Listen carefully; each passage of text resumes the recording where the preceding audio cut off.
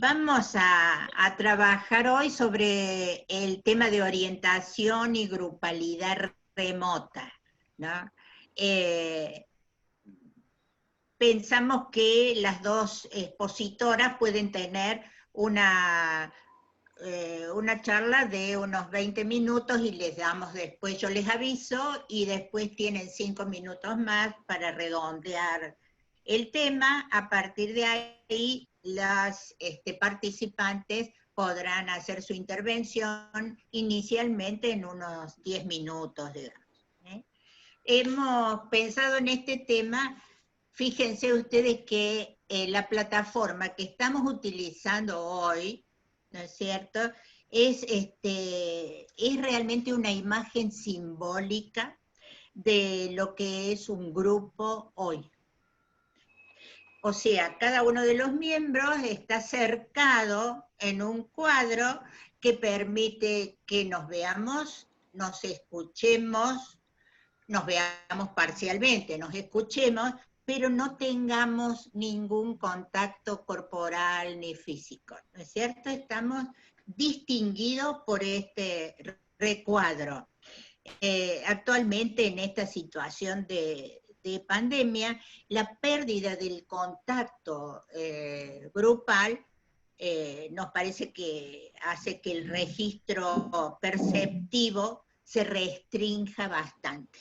No obstante, nos soluciona el problema de escucharnos e intercambiar nuestras ideas. Por eso, en este espacio en el que se pueden manifestar desigualdades y discrepancias en los pensamientos, en los conceptos, en las ideas, confiamos firmemente en el fenómeno de la grupalidad, que es el que permite la integración, la comunicación, la tolerancia y sobre todo disminuir la censura al distinto o al del pensamiento distinto.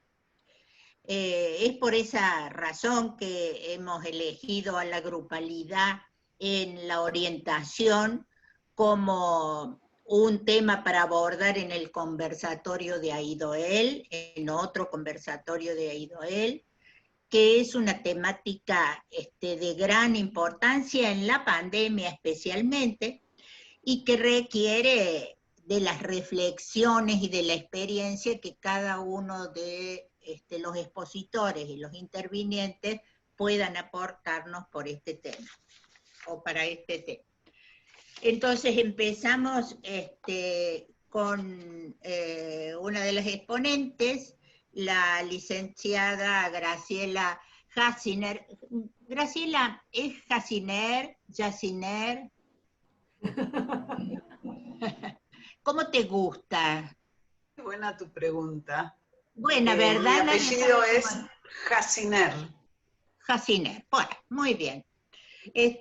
Bueno, Graciela, que tiene un amplio currículum, pero hacemos una presentación un poco abreviada, ¿sí? La que quieras.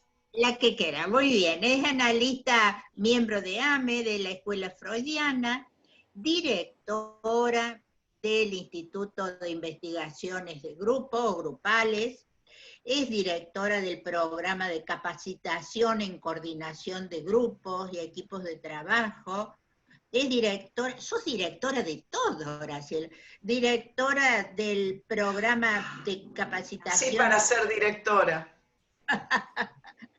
De gente grande y tercera edad, muy interesante, ¿no es cierto? Con abordajes grupales, bueno, autora de libros, publicaciones, invitada a eventos científicos nacionales, internacionales, conferencista, y miembro de instituciones científicas nacionales e internacionales. Graciela, ¿querés empezar? Yo les decía al iniciar que cuando falten 5 minutos, después de los 20 que tenés, yo te aviso. Primero que todo, muchísimas gracias a Aidoel por invitarme. Es un honor para mí. Veo que son gente con mucho movimiento, muy causados, con muchas ganas de pensar juntos, y yo amo estos espacios. Así que la verdad que los felicito por lo que me enteré que están haciendo, porque los googleé, obvio.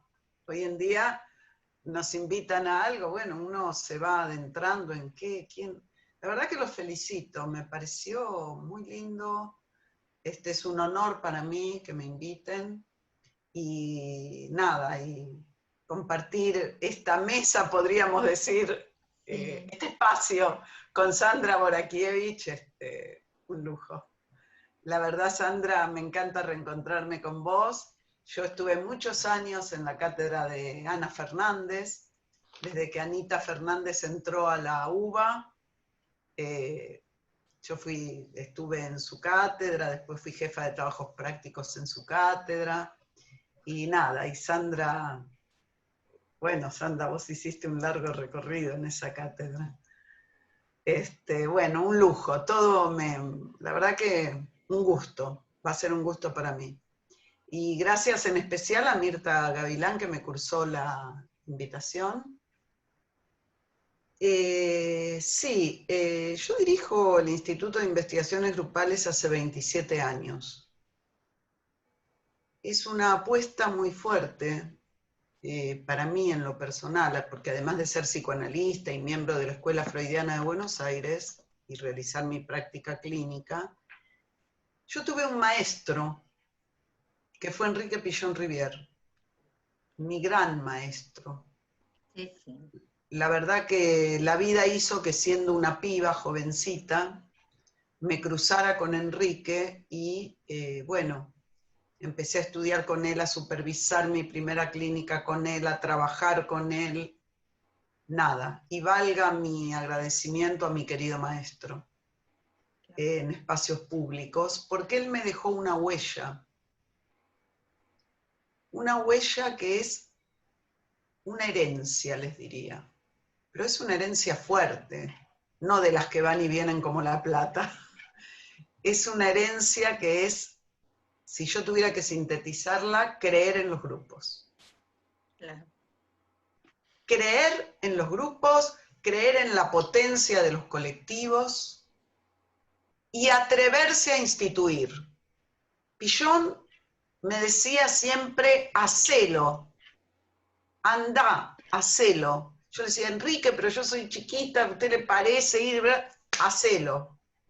Después lo pensamos. A mí Pillón me empezó a abrir el camino de mis prácticas grupales. ¿Por qué? Él creía profundamente en los grupos. Y más allá de que uno, bueno, anduvo muchos caminos después de Enrique Pillón Rivière, obviamente. Mi primer libro era Para pensar a Pillón con Mario Boronowski. Pero bueno, allá y entonces. Pero hay un aforismo lacaniano que dice: servirse del Padre para ir más allá de él. O sea, ir más allá de nuestros padres, de nuestros maestros, pero sirviéndonos de ellos. Y bueno, todo lo que yo voy a hablar hoy es, creo yo, más allá de Pillón Rivière, pero no sin él. O sea, totalmente atravesada por esto. Pillón fue creador de la Asociación Psicoanalítica Argentina y era un psicoanalista, después inventó la psicología social de él, pilloniana, pero era un analista barrero. Barrero quiere decir que se mete en el barro, y nos enseñaba a meternos en el barro, a embarrarnos para poder después pensar lo que hacemos y seguir avanzando. Así que bueno, lo que yo les diga va a tener que ver desde una postura mía, en ese sentido que tomé de mi maestro Pillón Rivière. O sea, no una teoría para después aplicar la teoría a la práctica. ¿Se entiende? Epistemológicamente lo que estoy planteando. Sino una práctica que nos requiere teoría. Pensar las prácticas, no aplicar las teorías. Es un concepto epistemológico que si quieren después lo conversamos, pero avanzo. Desde ahí voy a hablar. Y desde mi pasión por los grupos, obviamente. Me gusta el nombre de la institución de ustedes, porque de la asociación de ustedes, porque tiene que, y de la práctica de ustedes, porque tiene que ver con la orientación. Dice orientación educacional y laboral, ¿no? Vocacional. Y de orientación va a ser un concepto que si después llegamos, lo voy a trabajar especialmente en algo que yo llamo la función coordinación, porque quiero aclarar que yo me voy a referir a grupos centrados en una tarea, es lo que yo investigo. Uno no puede investigar todo, digamos, uno recorta el campo. Pues si no hace mucho de todo y no hace nada al final.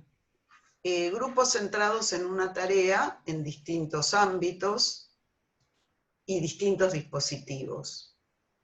Pero de lo que yo voy a hablar, que seguramente Sandra les va a dar otras versiones también, es de grupos donde hay una función asimétrica, que es la función coordinación. Asimétrica no quiere decir el poder, no quiere decir manipular a nadie, quiere decir, esto es lo que yo investigo y de lo que les puedo hablar. Hay muchos otros grupalidades que a mí me interesan muchísimo, que devienen de otros modos, que cursan de otros, pero yo investigué un tema que es lo que quiero compartir con ustedes. Y me parece que para eso me invitaron. Que por ahí les pueda aportar, y es lo que está en los dos libros, en la trama de los grupos, en Coordinando Grupos, muy trabajado. Bien. Y en esos grupos centrados en una tarea, o sea, grupos que se reúnen para algo. En el caso de ustedes, está clarísima cuál es la tarea para la que se reúnen, y que son grupos donde hay alguien que juega una función que yo llamo función coordinación. Es un tipo de escritura que yo inventé, que está trabajada en mi último libro, que es función coordinación. Función, una función matemática, coordinación. Es como la función madre, función padre. No importa, una cosa es quién la juega, que hoy en día la pueden jugar tantos personajes. Si está la función, eso es lo importante. ¿De acuerdo? Después podemos ver el tipo de presencia del coordinador, cómo se posiciona, pero yo voy a ir a lo primero, que de lo que quiero compartir con ustedes hoy son grupos sentados en una tarea donde hay alguien o alguienes que juegan que se hacen cargo de una función asimétrica. O sea, que se preguntan hacia dónde van con lo que hacen.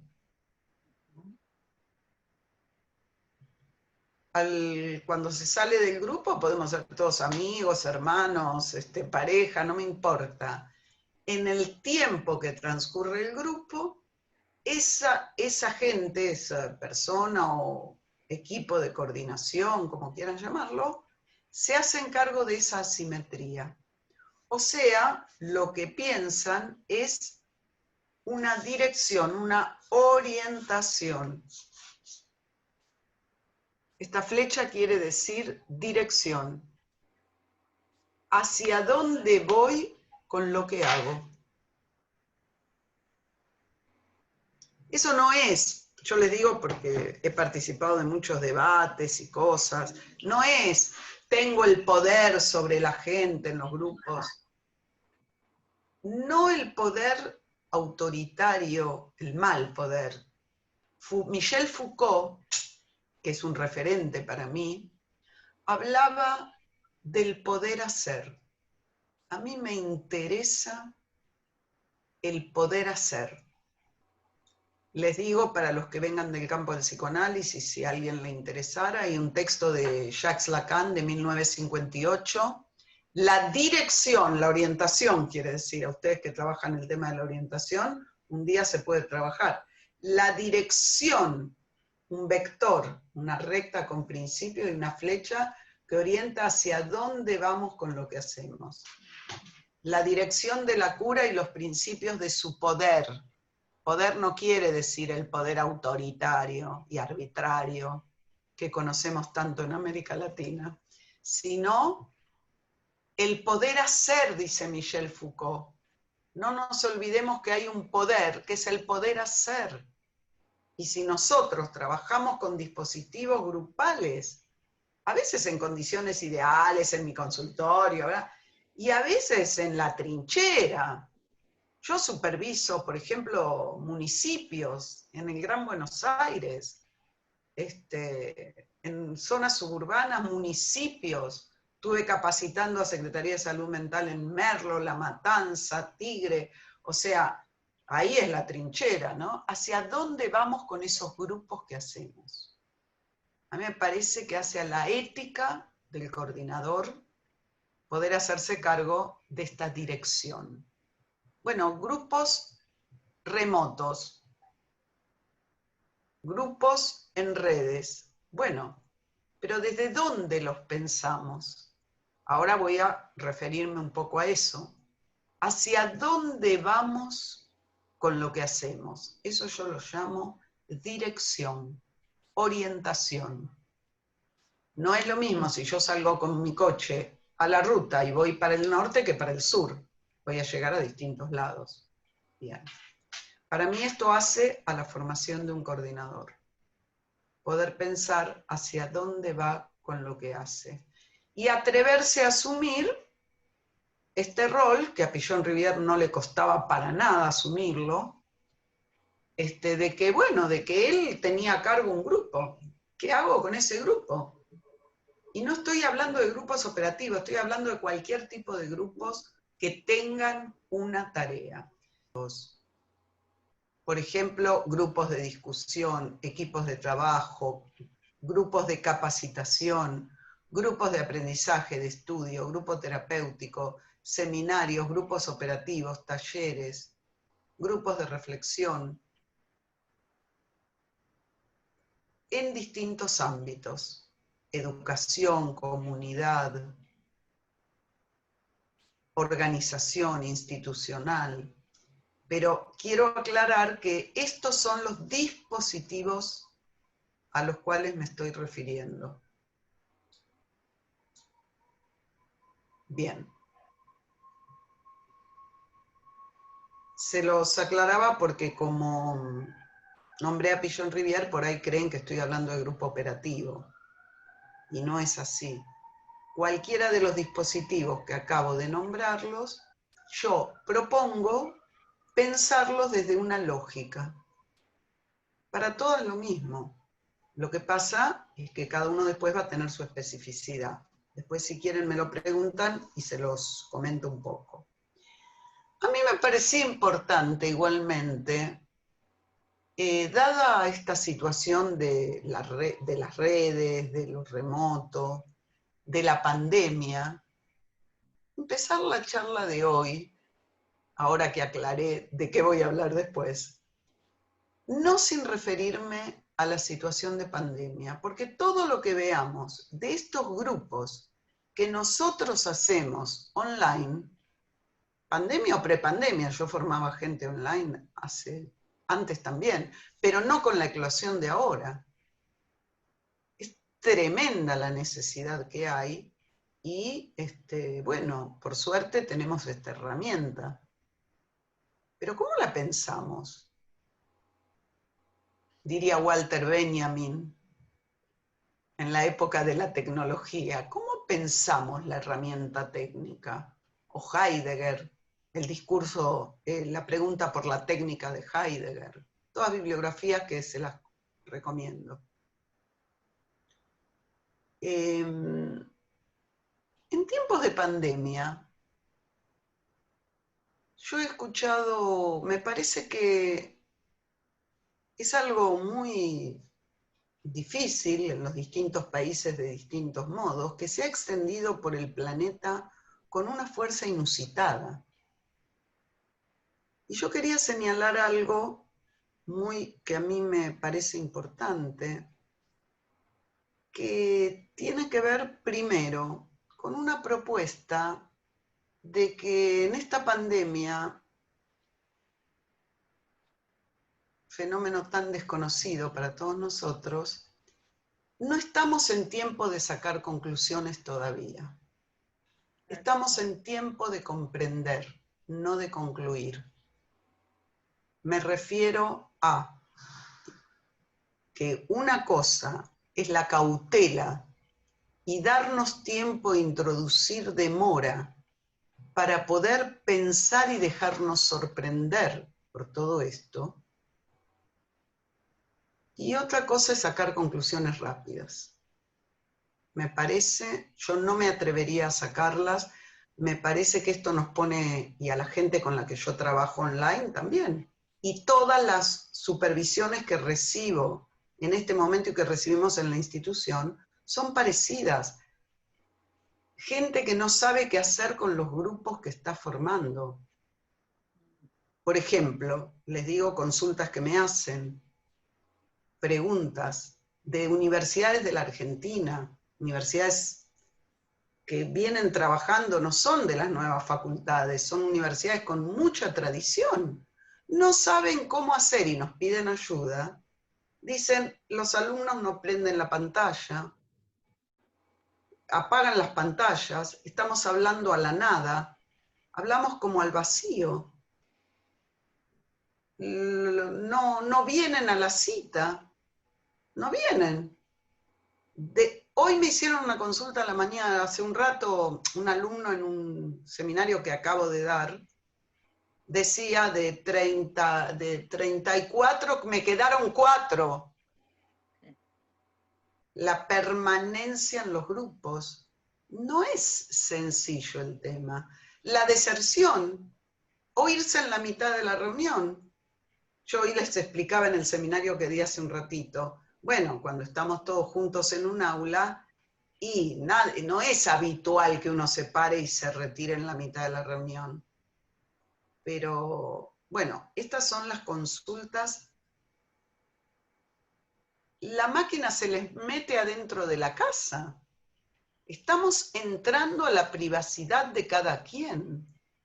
Esto es una novedad. Y a la vez somos la opción de crear una exterioridad en esa cosa endogámica que a veces en los lugares donde hay cuarentenas, donde están los chicos y los padres todo el día mezclados, juntos, los grupos que nosotros ofrecemos ofrecen una exterioridad a la interioridad. Entonces son todas variables que me parece que hay que tener en cuenta.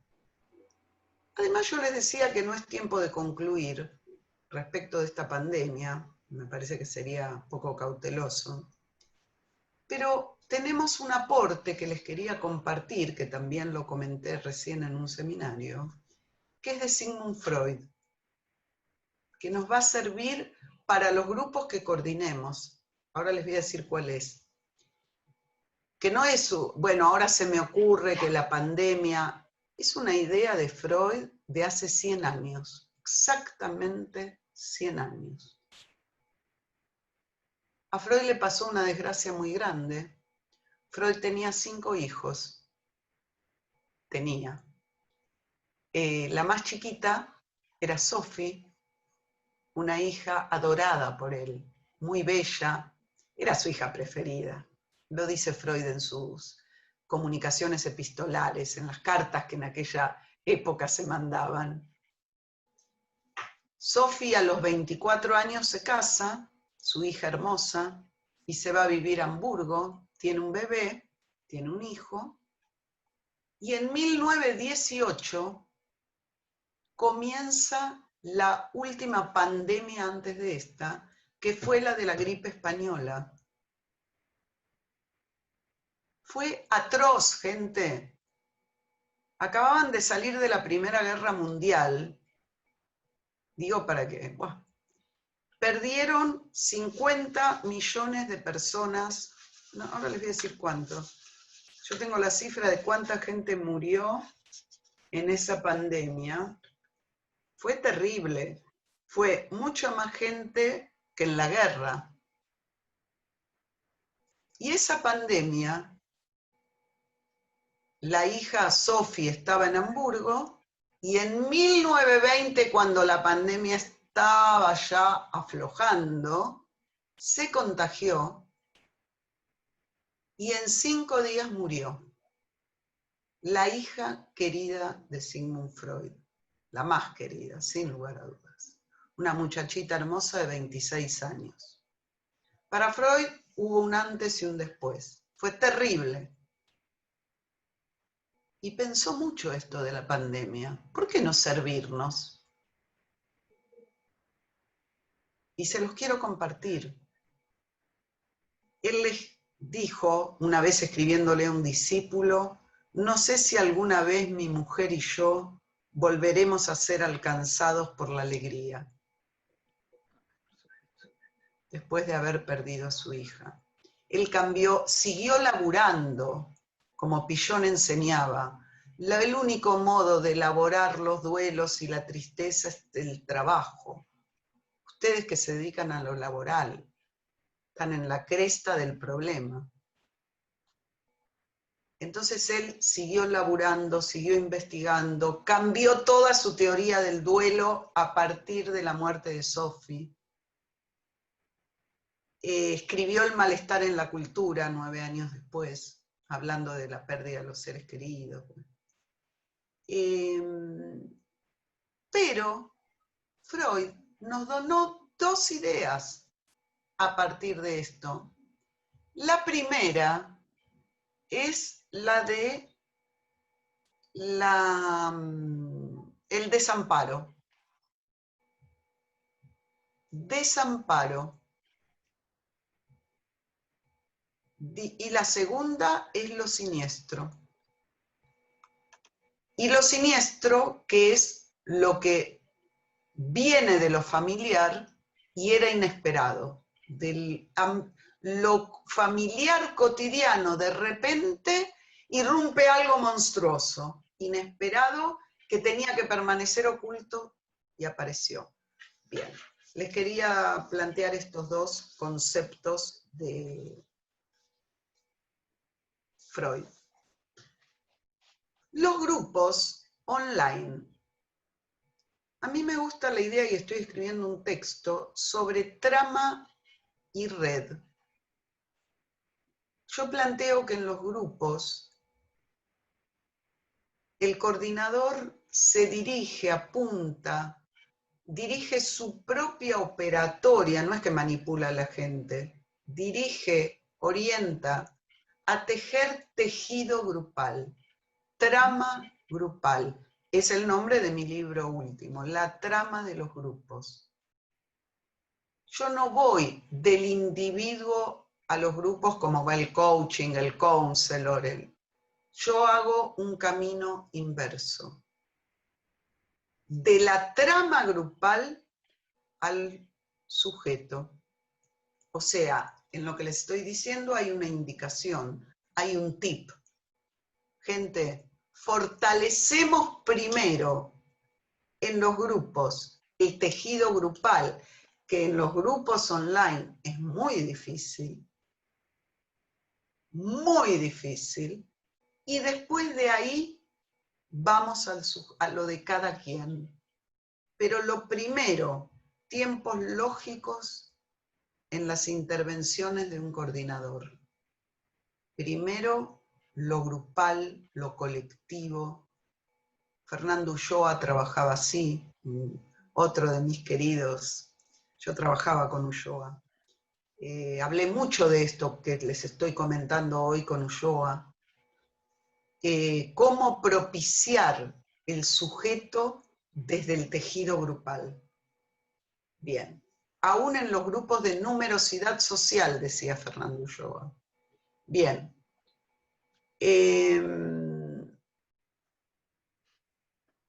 Entonces, estoy planteando que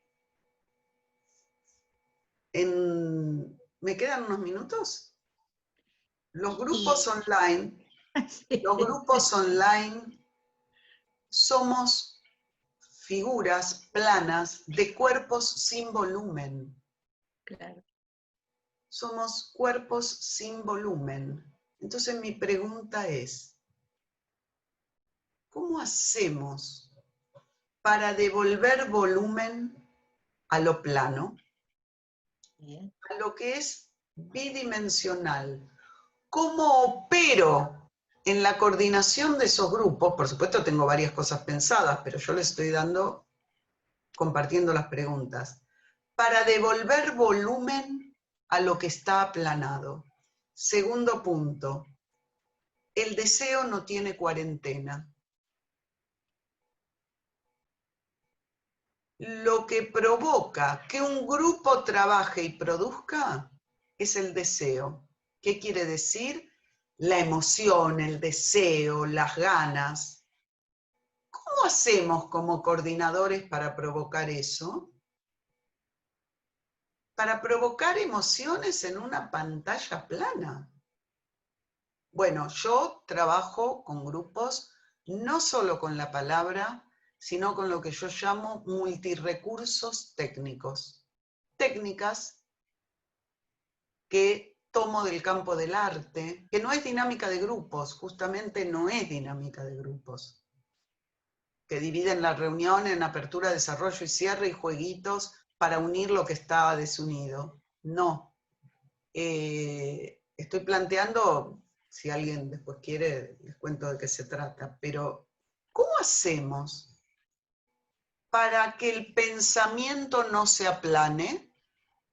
Porque que la imagen esté aplanada no quiere decir que el pensamiento esté aplanado. Y fíjense que el nombre, y con esto cierro, que se le pone al cuidado sanitario, al menos en la Argentina, no sé en otros países, por ahí también, no lo investigué, es aislamiento. En un mundo individualista,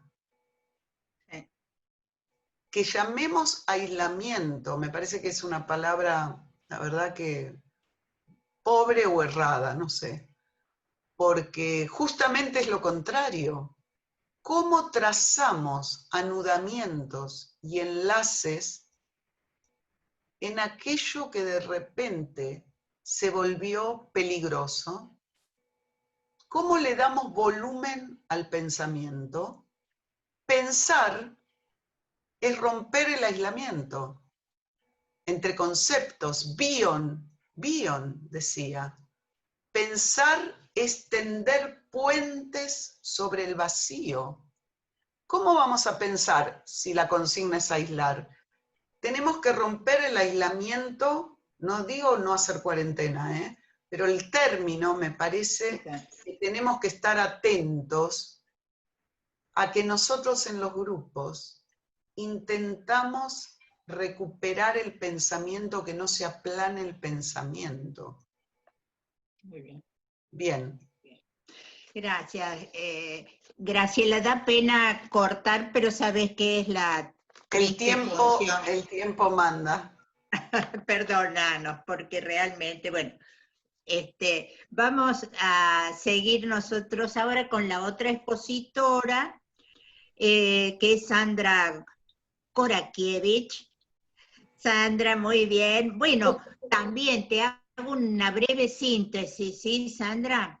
La profesora adjunta ordinaria de dedicación exclusiva en Quilmes, en cátedra de dinámica de grupos, y seminarios también específicos referentes al tema, y has estado en la Universidad de Buenos Aires muchos años, en el equipo docente de la Cátedra de Teoría y Técnica de Grupo, y profesora adjunta también de dicha cátedra hasta el 2016, que te casaste y te volviste. Bueno, es investigadora de la Secretaría de Ciencia y Técnica, numerosas publicaciones, y es profesora en el posgrado de la carrera de especialización en orientación educativa y ocupacional, con su trabajo profesional en y con grupos en la Universidad Nacional de La Plata. Disculpa, Sandra, si lo hago tan apretado, pero es para darles más tiempo en la exposición. Que salió hermoso. Bueno, pues. Ay, ni te preocupes. Bueno, a mí me dio mucha alegría esta invitación y más contenta me puse cuando sabía que iba a estar Graciela, porque la quiero mucho y hace mucho que no nos veíamos, entonces Sí. Vamos a tratar de hacer máquina para ponerle volumen a la bidimensión. Eso. Me dejaste ahí pensando, así que después vamos a conversar. Ahora voy a leer. Sí, Sandra, dale. Sí, ¿no? Porque yo carezco de varios dones, uno de ellos es el de la síntesis. Entonces escribí, voy a leer, porque si no se me arma mucho el rizoma y termino diciendo menos de lo que quisiera. Bueno, dice así. Tome nota del título del conversatorio, que me resulta muy sugerente, ¿no? Se los voy a leer de nuevo, porque no es igual cuando vos lees que cuando te lee otro. Es distinto, ¿verdad? Orientación y grupalidad remota. Dispositivos grupales, 2 puntos. Campos de EMANS en tiempos de aislamiento. Vamos. Tiene 5 partes. No importa hasta cuál llegue, puedo parar cuando vos me decís, Coca, yo freno y listo, porque se puede leer una parte o todo, los títulos de cada apartado, que son todos desiguales. Hay uno que es muy extenso, otros son muy breves y así. 1. Tan cerca, tan lejos, casi una carta. 2. Orientar. 3. Agrupar. 4. Reflexionar / experienciar. 5. Ayer, hoy y mañana, los campos de EMANS. Y después tiene una postdata. Porque si es casi una carta, tiene que tener postdata. Así me enseñaron a mí. Tan cerca, tan lejos, casi una carta. Querides todes, antes que otras cuestiones, espero que ustedes se encuentren muy bien por acá, por allá, por aquí y ahora, o dentro de un rato, o después cuando nos vean, cuando nos veamos, y antes también. Quería contarles que siempre es una alegría para mí la posibilidad de una conversación. Lo aprendí con mi abuela Rebeca hace mucho tiempo. Nos gustaba mucho conversar, versar con otros, versar con otros, diría mi amigo Roberto Montenegro, que lo conoce también Graciela.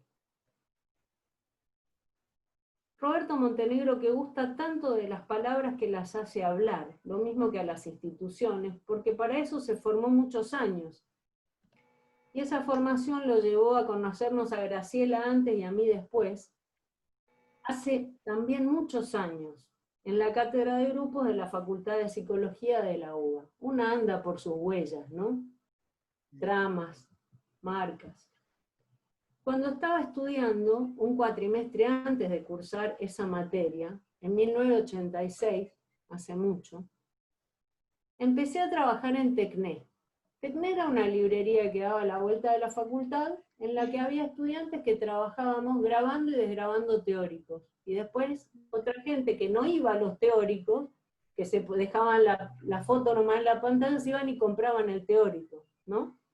Bueno, entonces decía, Cuando estaba estudiando, un cuatrimestre antes de cursar esa materia, empecé a trabajar en Tecnet desgrabando teóricos. Eso sí que es remoto, como el título. Grabar, desgrabar, tipear, que otro pique el stencil. La gente más joven no tiene ni la menor idea de lo que yo estoy hablando. Pero antes la gente grababa los teóricos, los desgrababa, después a veces algunos docentes corregían eso, y se pasaba a triple espacio, y había otras personas que trabajaban picando el stencil, era que escribían en un stencil y después se ponían el mimeógrafo, y eso vendían. ¿No? Estoy hablando, parece, de la época de los picapiedras, pero hay algo de los tiempos que tienen, ¿no? Bueno, picar el stencil. Bueno, y el primer teórico que a mí me tocó fue uno que daban Graciela Jaciner y Mario Boronowski. Graciela lo nombró a Mario, y ellos juntos escribieron un libro hermoso. Y después por separado escribieron otros libros y artículos hermosos también. Pero bueno, volviendo a aquel momento de hace tantos años, era un taller eso que yo tenía que grabar para después desgrabar. ¿Cómo grabar o desgrabar lo que allí acontecía? Cuando Graciela y Mario convocaban a los estudiantes que estaban allí en ese mismo lugar a disponer sus cuerpos presentes, discernibles, próximos o distantes, a caminar, mirarse, ver el espacio, ese espacio tangible del aula con paredes, bancos y pizarrones, y contar cómo me llamo, juntarse con otros, etc. Los cuerpos presentes en movimiento con y entre otros, configurando singulares a veces descarnadas de soportes corporales indivisos, como alguna vez decía Ana Fernández, resultaban incapturables por el grabador. Lo que allí acontecía resistía, resiste, la ilusión de un registro reiterativo,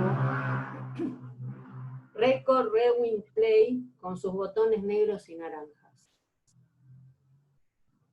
Más bien tal vez podría figurarse como esa cinta que el grabador mordía, y entonces obligaba a quien estuviera escuchando a un stop, un tanto literal ficcionar ahí con ese stop, una demora como la que hablaba hace un rato Graciela, y que también hablaba Marcelo Persia en los 80, pero tal vez no sea tanto exagerado pensar en un stop de ese estilo. Bueno, decía un stop, abrir la tapita del pasacassette y sacar el cassette, porque le decíamos el cassette.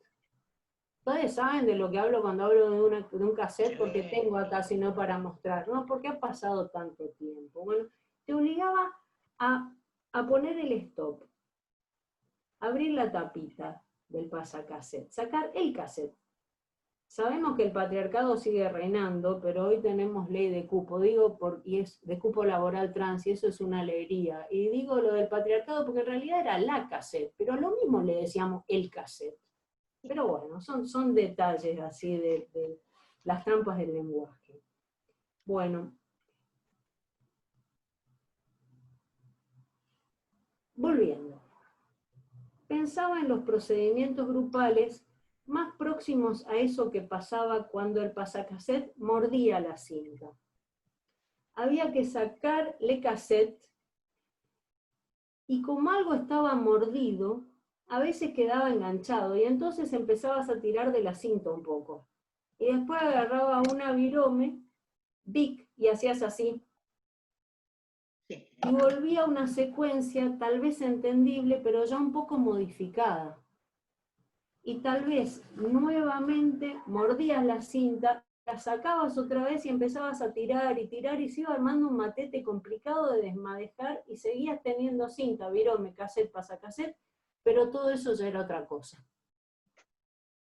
Eso se me ocurre ahora, tantísimo tiempo después, porque aquella vez, sabiamente, me dijeron que no iba a ser posible, por las características del dispositivo, grabar. Cuando digo del dispositivo, digo del dispositivo grupal, no del dispositivo grabador, cinta, virome, estudiante de grabadora de Tecnet. El dispositivo dispone, lo dijo Luis Herrera, y muchos otros han coincidido y coinciden. Eso quiere decir que el dispositivo genera condiciones para que algo acontezca. En este caso de lo que estamos hablando sería para que esa grupalidad posible, remota unas veces, se efectúe ahora y aquí entre estos cuerpos que se encuentran en el mismo lugar, a la misma hora, para hacer tal cosa. Puede suceder o no. Lo hemos aprendido, lo hemos reflexionado y experienciado. Número numerable de personas, cuerpos discernibles. Así aparece en el campo grupal Notas para una genealogía, también un libro ícono ochentoso. ¿Cuántos cuerpos discernibles hacen falta para que se arme un grupo? Y tantos cuerpos como los necesarios para que si alguien no está, lesotres se den cuenta, dijo Graciela Jaciner una vez. Y es la respuesta más bella que he encontrado en todos estos años. Cambiar cantidad por calidad. No importa cuánta gente, importa que te des cuenta si alguien faltó, ¿verdad? Porque si te das cuenta, es porque algo pasó. Si te das cuenta es que algo pasó, es que no da lo mismo, y eso que pasó dice de la grupalidad. Por eso me gustó tanto esta idea de grupalidad remota, distante, improbable, imprecisa. Eso quiere decir remoto en el diccionario, quiere decir distante, improbable, impreciso en alguna de las acepciones, ¿no? En tiempos en que una cassette es vintage, la ocasión de la grupalidad puede sonar improbable, distante, imprecisa, remota. Debo decir que allá por 1998 tuve una duda muy grande a la hora de tomar un trabajo. Me ofrecían la posibilidad de dar un curso que se llamaba porque aparte ya no existe más el curso, porque cambió el plan de estudio, se llamaba Tutoría y Coordinación de Grupos de Aprendizaje. Y era en la Universidad Virtual de Quilmes. Pues saben que la Universidad de Quilmes es bastante pionera en plataforma virtual. Y entonces yo tenía tantas dudas que podrían expresarse de la siguiente manera. ¿Cómo se puede aprender acerca de grupos sin participar en experiencias grupales? Tienen que estar los cuerpos allí en el mismo lugar. Esa era una pregunta que a mí me desvelaba. De verdad me desvelaba porque tenía como una cuestión ética en relación a tomar ese trabajo con esa duda. Porque ¿qué iba yo a enseñar? Una pregunta por la implicación en algún sentido, ¿no? Entonces decía, ¿cómo se arman grupos si no hay posibilidad de que se crucen las miradas? Porque yo había estudiado eso, ¿no? Que se cruzaran las miradas generaba condiciones para que las identificaciones y otras cuestiones pudieran comenzar a circular. ¿Qué pasa con los procesos identificatorios, transferenciales? ¿Qué pasa con eso? La grupalidad en la virtualia, casi un oxímoron, pensaba yo. Pensaba eso. Hoy pienso de qué hablamos cuando hablamos de experiencias grupales, en todo caso, porque ha pasado mucha agua debajo del puente. En ese sentido voy a spoilear lo que pasó. Tomé el trabajo y se armaron grupos. Hay cierta obscenidad en ese C, digamos, porque no se armaron solos. Tuvieron algo que ver con algún modo de la intervención allí. Yo trabajé como siempre. ¿Y cómo es como siempre? Voy a hacer una digresión para contarles un hermoso recuerdo. Una vez Mario contó que Damián le había dicho que llegó a un lugar grande, en el que había un montón de gente, y que a él se le ocurrió que había allí la oportunidad de un montón de grupos. Entonces, parte de la cuestión tal vez sea cómo mire, desde dónde, desde qué posición, quien convoque o provoque a que esas grupalidades remotas, distantes, inciertas, se efectúen. No es cuestión de fe, es una apuesta. Segundo apartado, orientar. Orientar a veces tal vez sea pasar un link, mandar un email, sugerir el armado de un grupo de WhatsApp para preguntarle algo a alguien. Jimena, que trabaja alfabetizando a personas en situación de calle, siempre genera condiciones para el armado de grupos. Es insistente en ello. Y ahora, en pandemia, esos estudiantes andan dispersos en paradores, zaguanes, villas, y juntos en su WhatsApp. Les pregunta cómo andan, les pasa una receta, un texto, una canción, y arma continuidad pedagógica, que es como todo un problema en épocas de pandemia.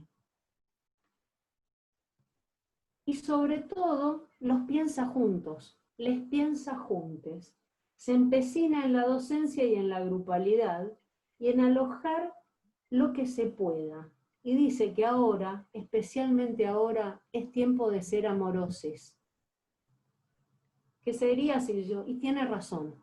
Ahora es tiempo de ser amorosos. Graciela nombró a Ulloa. Ese ser amorosos me parece que tiene que ver con la idea de la ternura en Ulloa, con ese ser tierno que tiene que ver con alojar al otro, con el reparo, el cuidado, con una dimensión ética, la ternura como base ética del sujeto, decía Ulloa. Tercer apartado, agrupar. Coordino un grupo en el marco del PUNCAM. PUNCAM no es una población originaria, sino es programa de la Universidad Nacional de Quilmes para adultos mayores. Yo coordino un taller en el que se han armado diversos grupos. El taller que yo coordino se llama Sexualidad, Erotismo y Amor, Cuerpos y Biopolítica. Y va gente que tiene entre 50 y pico, 60 y pico, hasta 80 y largos, ¿no? Y no estamos funcionando en este momento en esos talleres, van a empezar en el segundo cuatri, pero seguimos en contacto. Por alguna de esas vías, por WhatsApp es el más frecuente, ¿no? Y nos cayó una tristeza inmensa y muchos deseos de acompañar a alguien, porque su compañero murió. Pasó eso, se murió el marido de alguien. Y ese que era marido de ella era tallerista y era amigo y era compañero de muchos otros. Y a nosotros nos cayó una tristeza inmensa porque él murió. Es muy brutal aclarar que no fue por COVID que murió.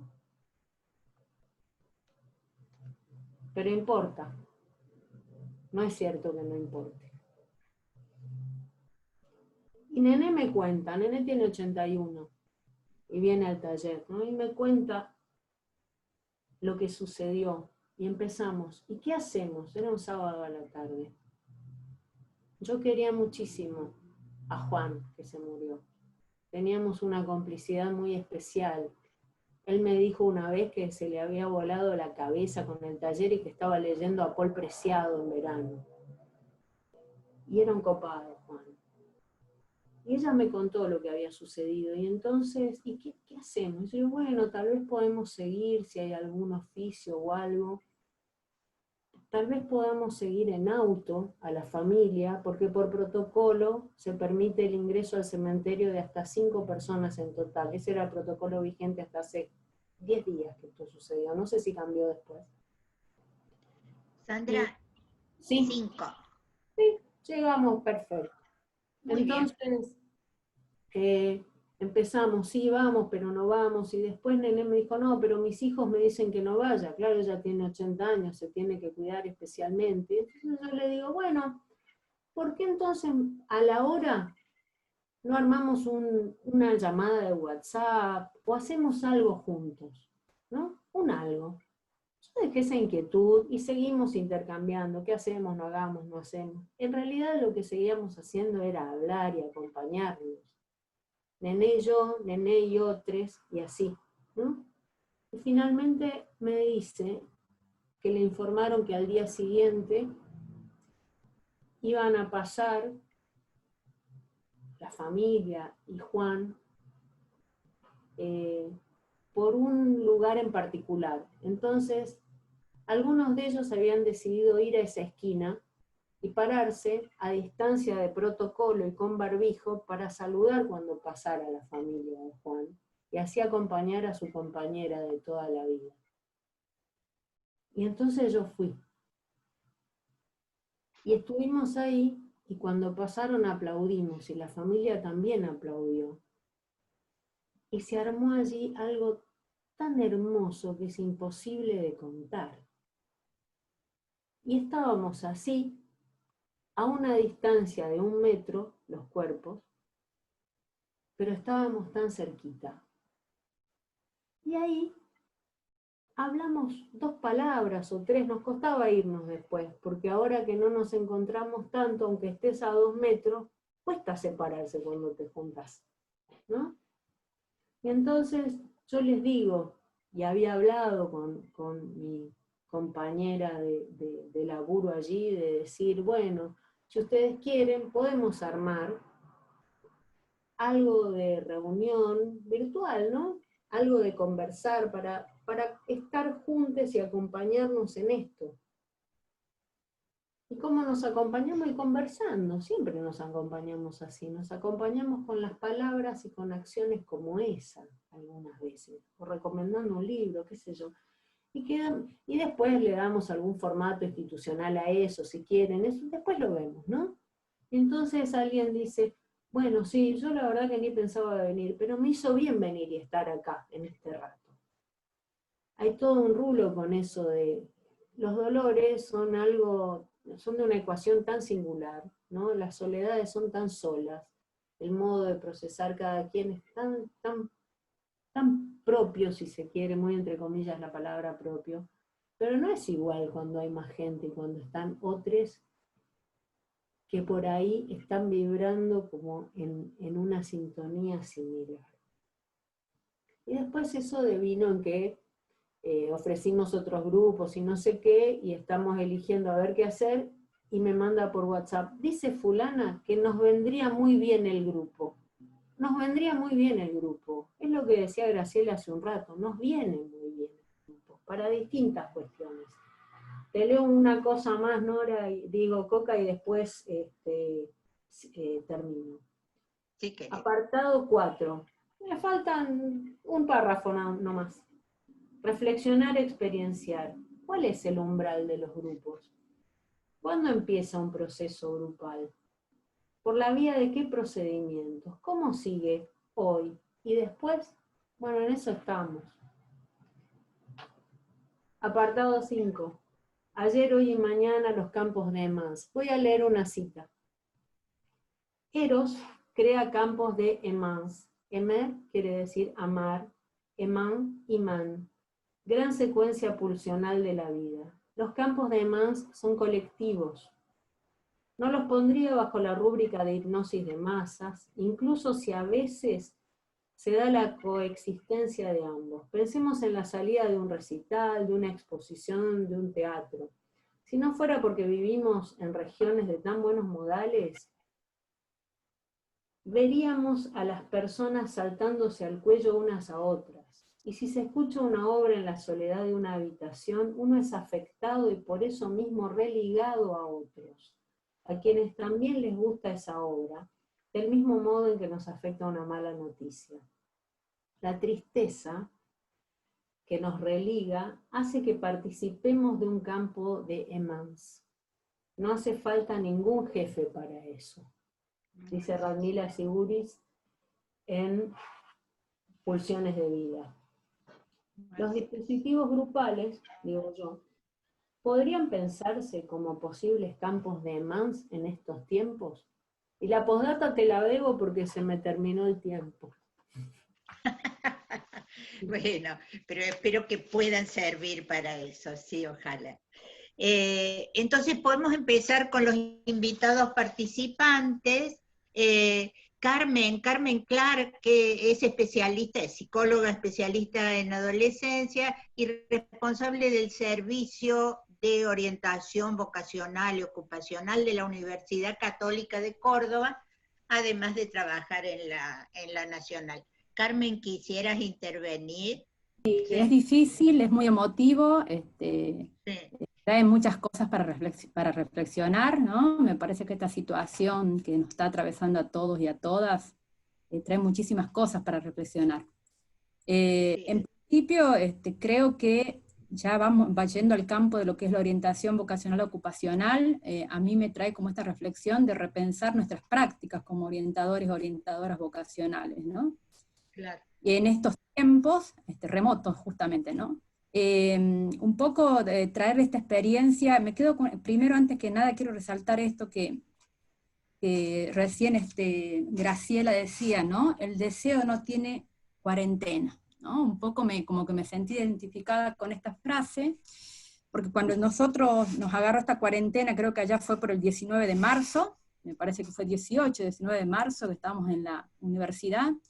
Yo trabajo tanto en la Universidad Nacional de Córdoba hace muchísimos años, ¿no? En la Facultad de Psicología, pero también en la Dirección de Inclusión Social de la universidad, ¿no? Donde ahí trabajamos con todas las acciones y políticas justamente para trabajar con las poblaciones que están en más de situación de vulnerabilidad, ¿no es cierto? Que sabemos que esta pandemia ha traído mucha desigualdad, muchísima desigualdad, lo estamos viendo en nuestros jóvenes, adultos, tanto en las instituciones educativas, ¿no es cierto?, como las de la universidad, como las escuelas secundarias, ¿no?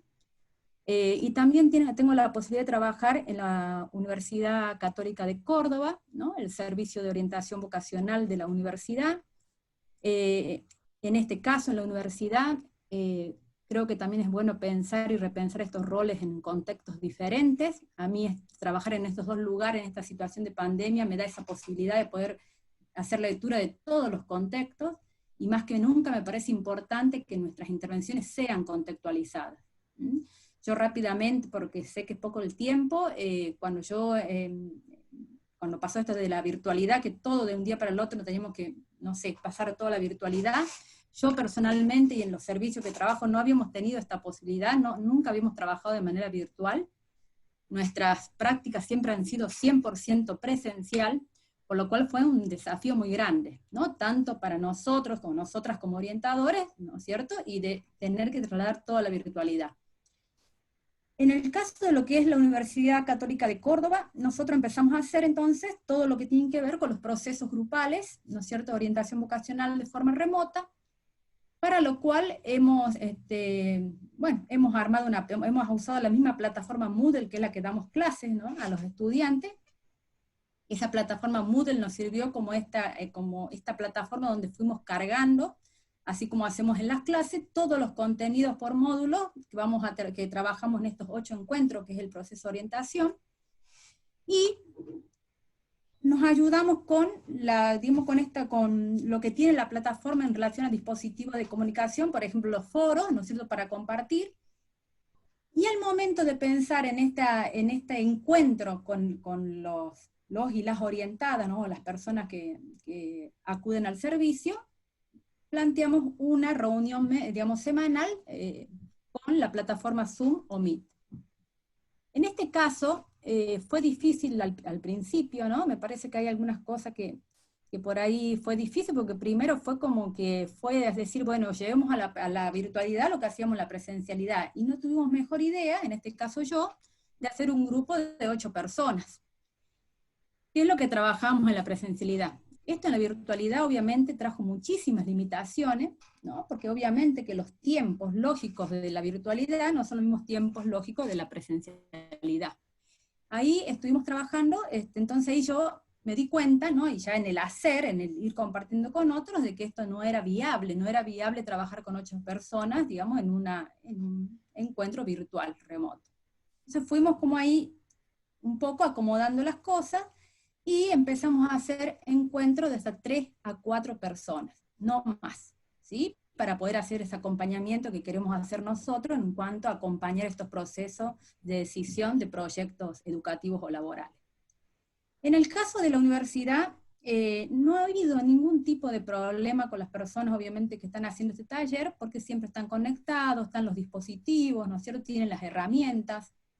si bien esto se ha perdido mucho, esto del cara a cara, y ahí también retomo un poco que me hace reflexionar esto de, ¿no? Esto de que, bueno, hay que pensar de forma diferente la presencia de los cuerpos de otros modos, que decía recién Graciela, ¿no?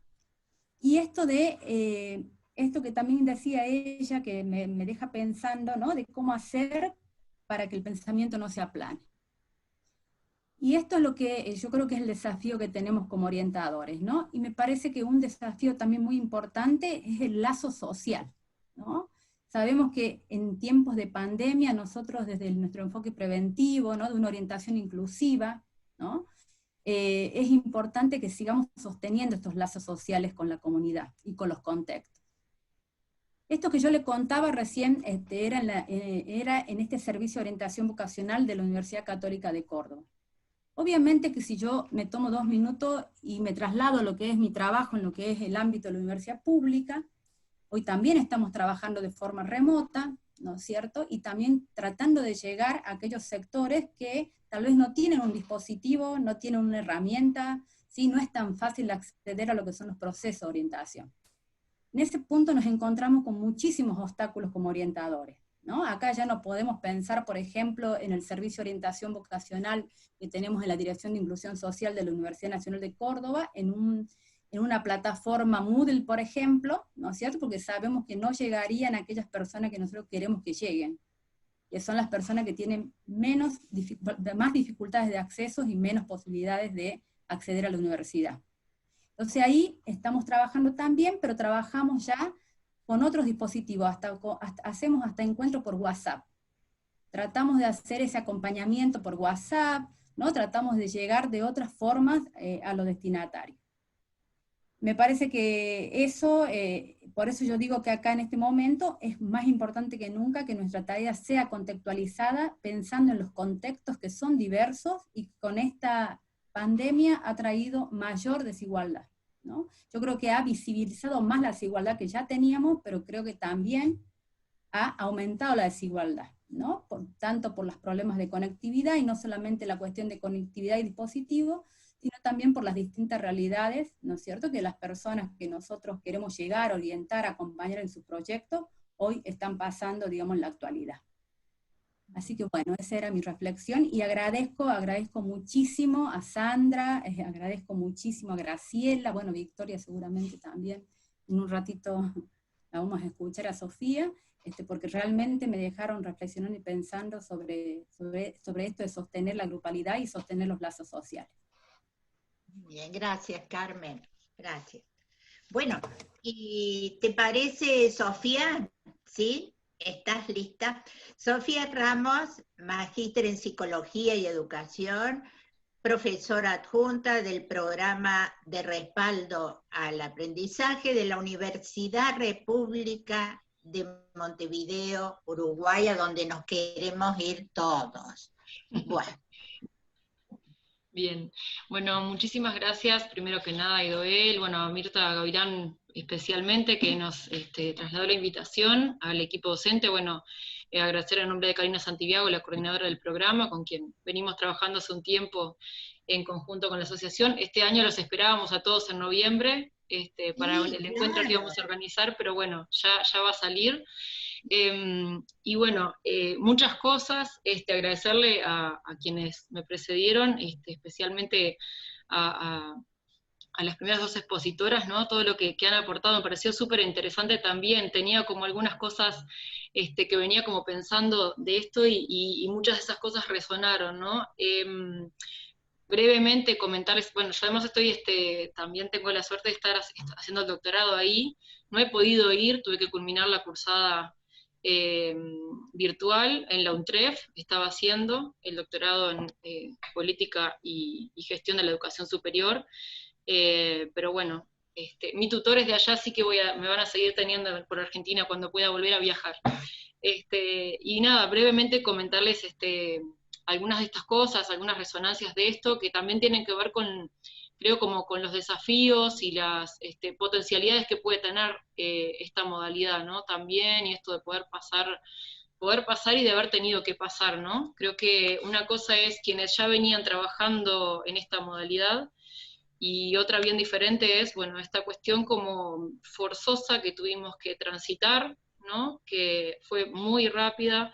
En nuestra universidad en particular, el 13 de marzo, se decreta suspender todas las clases presenciales, el 16 de marzo ya nos empezaron a dictar clases presenciales, todo se pasó a la virtualidad, salvo, por supuesto, los cursos que eran exclusivamente prácticos, que esos se tuvieron que postergar. Y bueno, al cierre del semestre, un poco la evaluación que se hizo fue que el 92% de los cursos se dictaron en formato virtual. Para la UDELAR fue un gran esfuerzo institucional de todas las partes, de estudiantes, docentes, capacitadores de los docentes en relación a esto, ¿no? A las herramientas, a los recursos. Todos tuvimos que aprender en forma simultánea a utilizar, ¿no? Por ejemplo, el Zoom, ¿no? Nuevos verbos que empiezan a aparecer, estás muteado, por ejemplo, ¿no? Ese tipo de cosas. Y bueno, creo que esta situación, ¿no? Que escapa, ¿no? De algún modo, también hizo que en nuestra universidad, con este esfuerzo que les decía, el 80% de los estudiantes llegó a hacer al menos un curso en el semestre, y lo culminó, lo cual es algo bien importante y significativo, pero sí, digamos, la UDELAR puso y dispuso un conjunto de esfuerzos institucionales, entre los cuales, para todo lo que tiene que ver con la enseñanza, el programa donde nosotros trabajamos, el programa Respaldo al Aprendizaje, que es del Prorrectorado de Enseñanza, tuvo como encomendada la tarea de apoyar principalmente a la generación de ingreso, que ya lo veníamos haciendo, pero bueno, en este pasaje a la virtualidad. Entonces, nada, algunas resonancias de lo que recién estuvieron compartiendo, porque hubieron como dos grandes estrategias que tienen que ver con apostar a compensar de algún modo, ¿no? Y a fortalecer lo que se pierde en esta cuestión del aislamiento físico, no necesariamente social, pero sí físico, y bueno, y cómo hacer para que ese aislamiento no sea también social, que creo que es un poco el desafío de todo esto. Entonces, bueno, hay dos grandes estrategias, sé que tengo poco tiempo, pero compartirles brevemente, porque una tiene que ver con toda una estrategia de tutorías que nosotros ya desarrollamos, que pasamos toda la modalidad de tutorías a la virtualidad, y los tutores tenían grupos de estudiantes de ingreso asignados, y la apuesta era a lograr grupalidad, ¿no? No que el tutor tuviera 5 estudiantes de los cuales se comunicara uno a uno, sino que promoviera. Entonces los tutores empezaron a aprender a crear un Zoom, a reunirse con los estudiantes, a ver cómo también esto de manejarse frente a una pantalla, y bueno, y de alguna manera con los estudiantes que conocieron la universidad, ¿no? La generación 2020, la mayoría se fue a inscribir y después conoció a sus compañeros y a sus docentes a través de la pantalla, ¿no? Donde hay un montón de cuestiones a pensar, bueno, ¿dónde está la mirada? ¿Qué es lo que miramos? ¿No? Miramos una cámara, miramos nuestra computadora, todo el tiempo que vemos nuestras propias caras, que eso no sucede en general, las caras de los otros, y esto que me quedé con la última resonancia de lo que decían de la mirada, ¿no? Y de cómo se construye grupo con la mirada que en realidad es a una cámara, con suerte y viento a favor, como dice el dicho, ¿no? Muchos tienen cámaras apagadas por cuestiones de conectividad, ¿no? Por diferentes motivos. Entonces, esas cuestiones, ese fue uno de los desafíos que nosotros formamos y orientamos a los tutores para que ellos orienten a los otros compañeros. Y bueno, y ahí trabajábamos sobre estos desafíos que les contaba, que tienen que ver con trabajar con grupos en contexto de virtualidad. Y la otra gran estrategia, eso sí es algo que se creó de cero, es un espacio psicológico virtual de apoyo y contención a estudiantes, que bueno, que se promueve, digamos, que sea desde la grupalidad para ir hacia lo individual, los acompañamientos individuales, así que me pareció súper interesante esto que recién comentaba Graciela, de iniciar por lo grupal y después pensar, bueno, en este caso los acompañamientos individuales, porque además surgen muchas cuestiones, ¿no? Que tienen que ver con las repercusiones de la pandemia y del estar estudiando en casa. No necesariamente el estudiante tiene además una situación acorde en su hogar, ni un espacio, ni un tiempo, para poder estar atendiendo a una clase como lo haría si se va de su casa, y muchas situaciones más. Y se han hecho también talleres como de manejo de ansiedad del estrés, de motivación, ¿no? Aspectos motivacionales, cómo mantener la motivación en esto, ¿no? De ingresar y no conocer a nadie, ¿no? Y después algunos otros talleres, nosotros tenemos muchos estudiantes, el 90% de la población de la UDELAR está en Montevideo, estudiando, digamos, o sea que muchos se tuvieron que radicar en Montevideo para estudiar, vino la situación de la pandemia, muchos se volvieron a su lugar de origen, quedaron en una situación en no estoy acá ni estoy allá, y eso también en la grupalidad se fue trabajando muchísimo. Un poco para cerrar, supongo que ya estamos ahí, algunas cosas que, por ejemplo, ¿no? Esto del Zoom, ¿no? Una de las cosas que más se usó en la UDELAR fue la plataforma Zoom, que por un lado, bueno, hemos tenido como que elevar nuestros niveles de creatividad, aprender muy rápidamente muchas cosas. Esto también, digamos, llega a otros estudiantes o estudiantes que por ahí trabajan y tienen una clase grabada y así pueden acceder, pero también hay otras cuestiones que tienen que ver con pensar esto de lo líquido, es decir, ¿no? ¿Qué pasa con la asistencia intermitente a veces de los estudiantes a los grupos, con la conexión que cae y después vuelve a ingresar, dónde reengancha una conversación, ¿no? Y en los grupos estos que son como espacios terapéuticos de apoyo y contención, pasa mucho, el estudiante a veces discontinúa, después retorna luego de 2 semanas, 3 semanas, se está acercando a un parcial y se pone más ansioso e ingresa al grupo. Entonces ahí es como más intermitente y es bien interesante de poder pensar, ¿no? Y el anonimato en la conexión a veces cuando aparece el nombre o a veces inclusive el celular que está conectado y no sabemos quién hay detrás de esa cámara, ¿no? Nos acercamos a la realidad y a la intimidad del estudiante también, en esto, ¿no? En qué condiciones viven los estudiantes, y esto, ¿no? Y casi que muchas comillas a esto, pero los obligamos a presentárnoslas y le pedimos que abra la cámara, ¿no? Que quizás pueda o no, o quiera o no. Pero bueno, eso, en esto de la bidimensionalidad, también a veces está ni siquiera la bidimensionalidad, está la pantalla negra. Así es. Estamos, vale. Gracias, muchas gracias, Sofi. Y vamos ahora con Victoria de Ortúzar, especialista en orientación educativa y ocupacional, directora del Centro de Orientación Vocacional Ocupacional de la Facultad de Psicología de la Universidad Nacional de La Plata. ¿Qué tal, Victoria? Bien, bueno, la verdad que escucharlas a Graciela y a Sandra, traíamos algunas preguntas y agradezco, Sandra, esa frase que dijiste de carezco de varios dones, y entre ellos el de la síntesis, porque en eso me sentí muy identificada, y de alguna manera también, porque nosotros estuvimos trabajando en el Centro de Orientación todas estas preguntas todo el año. Y entonces yo quería poder transmitir en este encuentro en el que un poco venimos a compartir reflexiones, coincido con lo que decía Graciela de este tiempo de comprender y más bien de hacer preguntas que de tener respuestas o de poder compartir respuestas. Traíamos las preguntas de un grupo de trabajo que viene trabajando desde febrero, que nos sorprendió la pandemia y que hemos ido buscando estrategias para encontrarnos con los jóvenes como centro de orientación. Para quienes no lo conocen, aunque la mayoría lo conoce con Mirta como referente, pero bueno, para quienes no lo conocen, nosotros trabajamos en un entrecruzamiento que podríamos decir de educación y salud, con dispositivos grupales que tienen como tarea la reflexión sobre el cierre de una etapa, tanto en lo comunitario como en lo institucional, y eso nos da un marco de trabajo muy particular, porque trabajamos mayoritariamente con adolescentes que están transitando el último año de secundario, y entonces este tiempo de pandemia nos ha llenado de preguntas respecto de cómo acompañar el egreso a un grupo de jóvenes con todo lo que ello significa, ¿no? Con los duelos propios de esa coyuntura de egreso, sumados a tener que hacer ese tránsito aislados, sin la escuela que conocen, sin lo cotidiano, porque no es que la escuela no está, pero no está la referencia conocida, y eso, bueno, ha traído un montón de situaciones particulares que nos han puesto a pensar a todos quienes formamos el centro, como decían hace un ratito, pensar la práctica, ¿no? Tratar de estar todo el tiempo pensando la práctica. Tenemos muchísimas preguntas, casi ninguna respuesta, y cada vez es pensar esa práctica.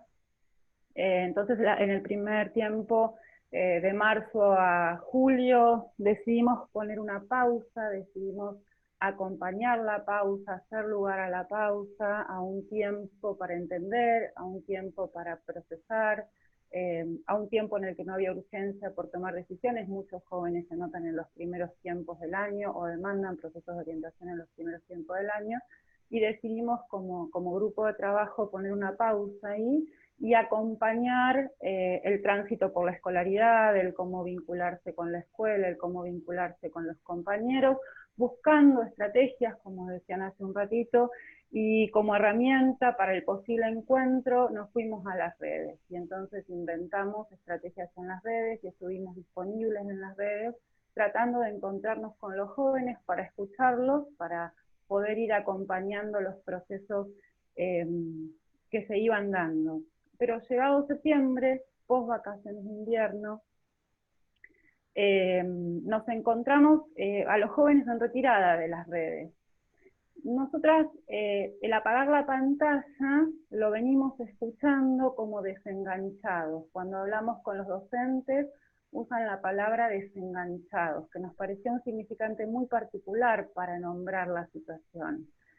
También reflexionábamos sobre los procesos de los adultos que acompañamos, que también nos vamos desenganchando de ese furor inicial de los chats, los memes, los mensajes, la presencia en las redes, también nos vamos agobiando. Pero bueno, los docentes, las personas significativas mencionaban eso, o nosotros por lo menos escuchamos esa retirada nombrada como desenganchados. Entonces pensábamos cuando trabajamos en el equipo del centro, este encuentro, cuando trabajábamos nuestra práctica, pero también teniendo en el horizonte este encuentro, que si tuviéramos que ubicar un malestar actual, como decía Graciela antes también, decíamos que lo que estamos encontrando es que los jóvenes se van de las plataformas que habíamos usado para ofrecer trama, para intentar armar grupalidad escolar, social, de pertenencia.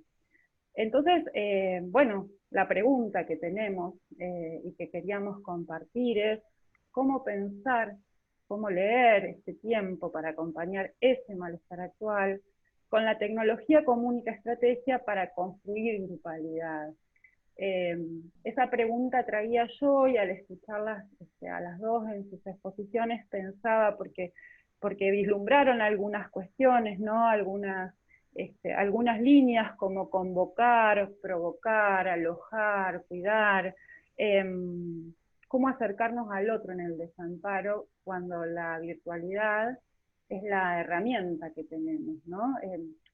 Decía Sandra, bueno, que me pareció como muy significativo, juntos en el WhatsApp, ¿no? Como también nosotros como profesionales poder pensar que ahí hay un juntos. Quizás ese es el paso que, digamos, la pregunta que como profesionales nos hacemos, ¿no? Como ese juntos, hace un ratito antes de venir para acá, en lo que es el vivo del centro de orientación que hacemos todos los viernes, hablábamos con una joven y le preguntábamos, porque hemos decidido apostar a entrevistarlos, a conversar con ellos, con quienes ellos quieran, y les preguntábamos cómo están pensando, qué los entusiasma, cómo recuperar entusiasmo, cómo transmitirles ganas, porque pensaba mientras las escuchaba, nosotros estamos acá convocadas o causadas por una pregunta común. Bueno, ¿cómo encontrar ese común, ¿no? ¿Cómo pensarlo sobre todo, para poder luego encontrar herramientas?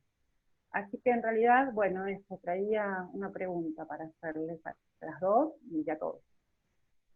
Muy bien, muy bien. Mirta, ¿querés ahora expresarte vos?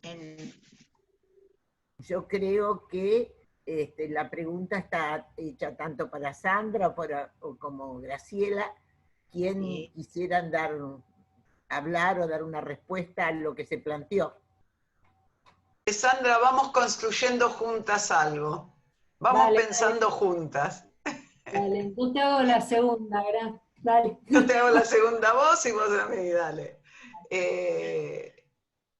Bueno,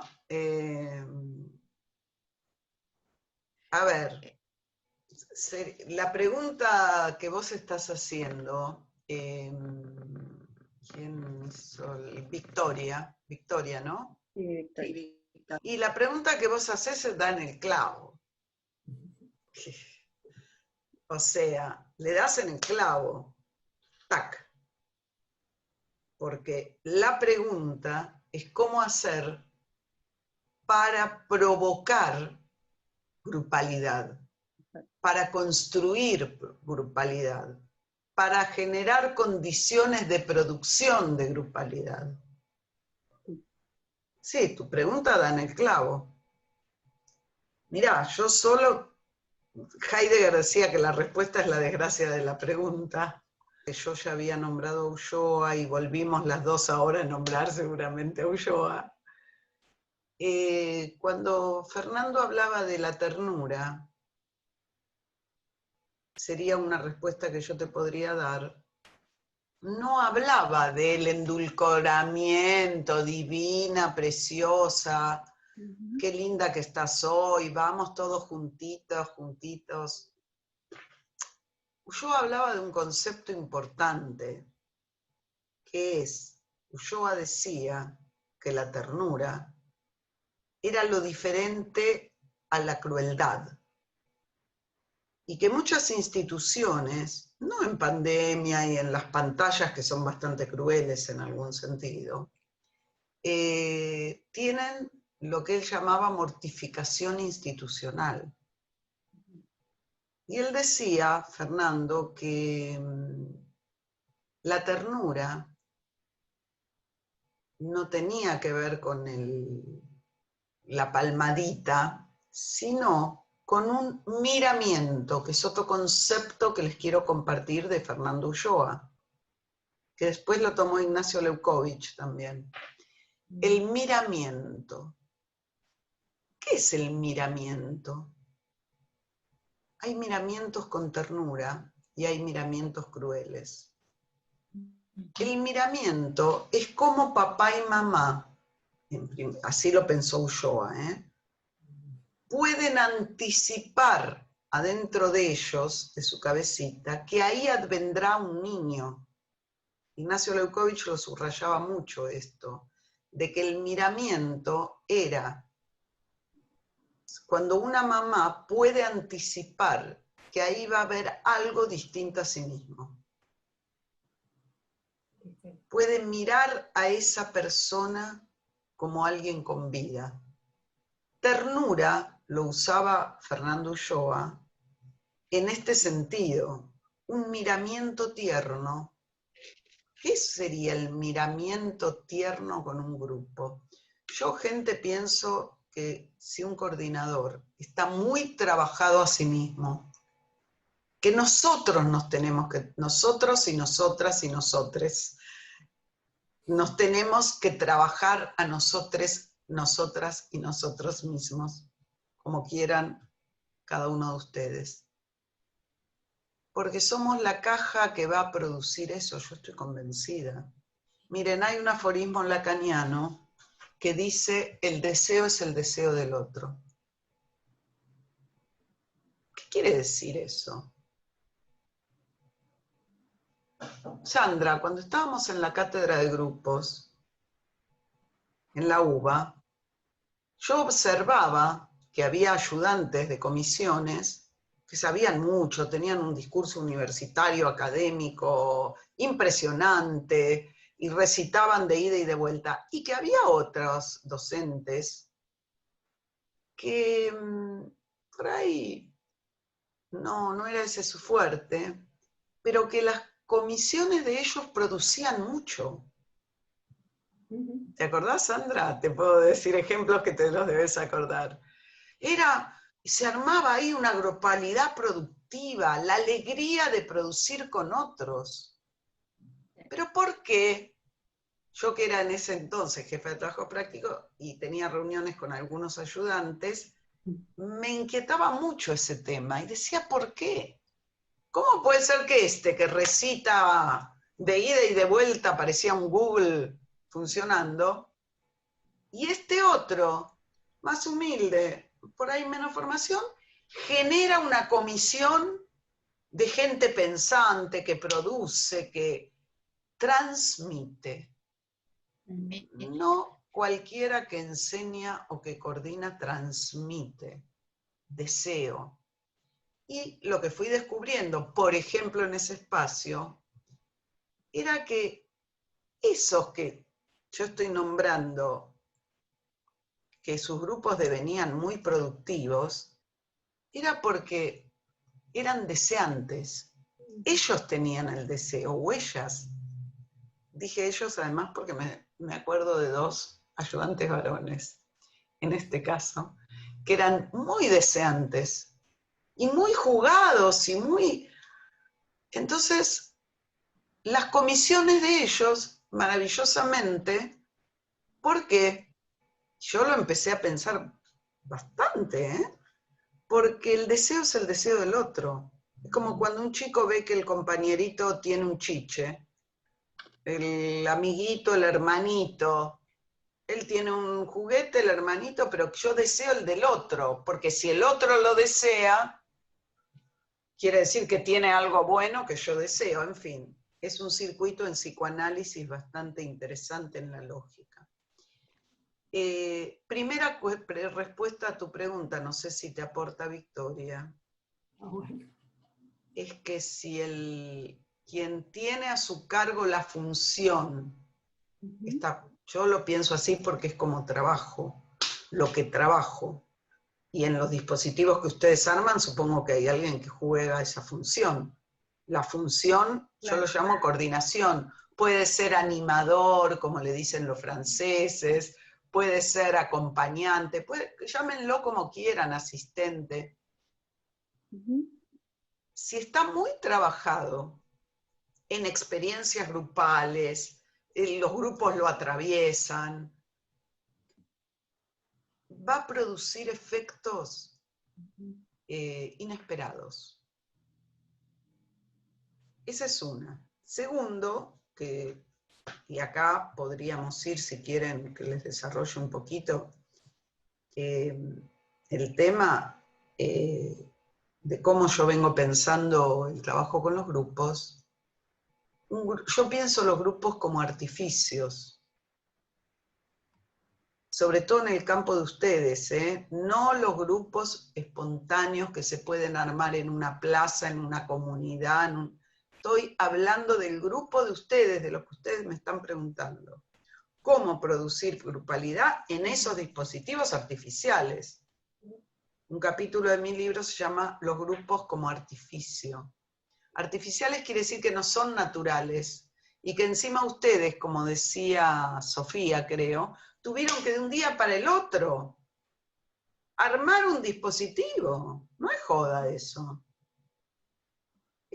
Tenemos que poder pensar lo que estamos haciendo en esto de pensar nuestras prácticas.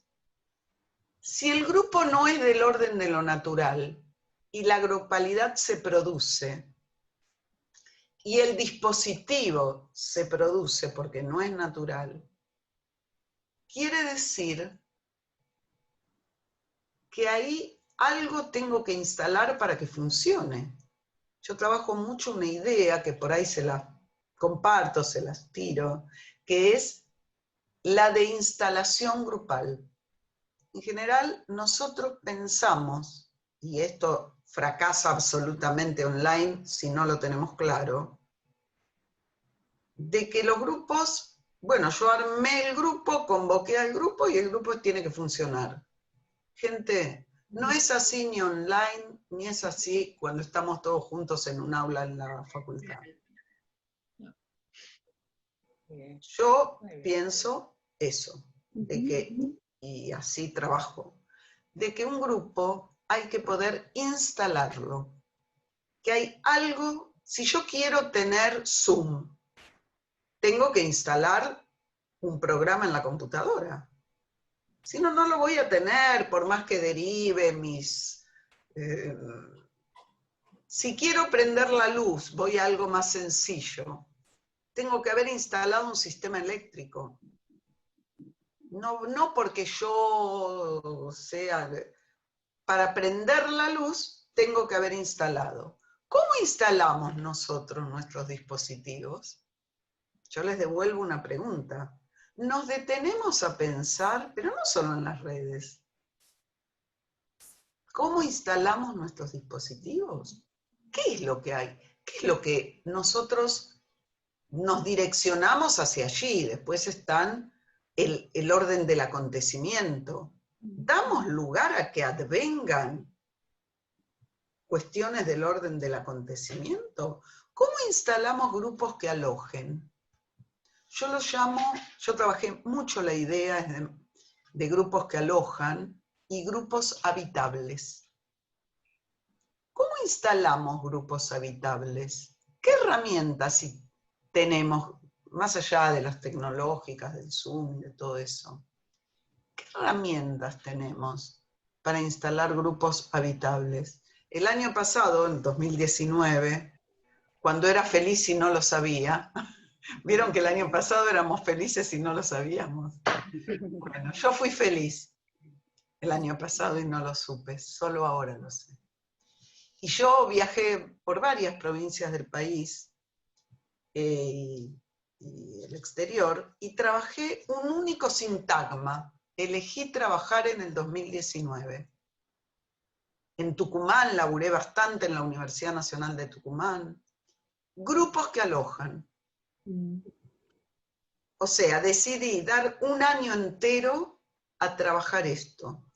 ¿Cómo formar gente, que es lo que yo hago, para poder tener herramientas para pensar nuestras prácticas? Nos preguntamos cómo instalamos esos grupos.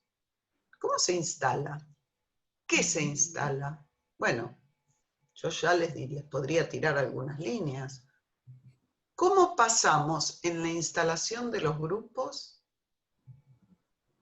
de la instalación al tejido de trama? ¿Cómo pasamos de lo homogéneo a lo común? ¿Cómo producimos diferencia en los grupos? ¿Qué herramientas tenemos? No para producirla nosotros, para propiciar que se produzcan. ¿Cómo generamos transferencia? Yo cuando hablo de instalar, por ejemplo, una de las dimensiones, ¿cómo generamos transferencia con nosotros, con la tarea, con el dispositivo? ¿Nos ocupamos de eso? Miren, para mí es una forma que venimos laburando con los grupos en general, pero ni que hablar en los grupos remotos o en pantalla o online o como quieran llamarlos.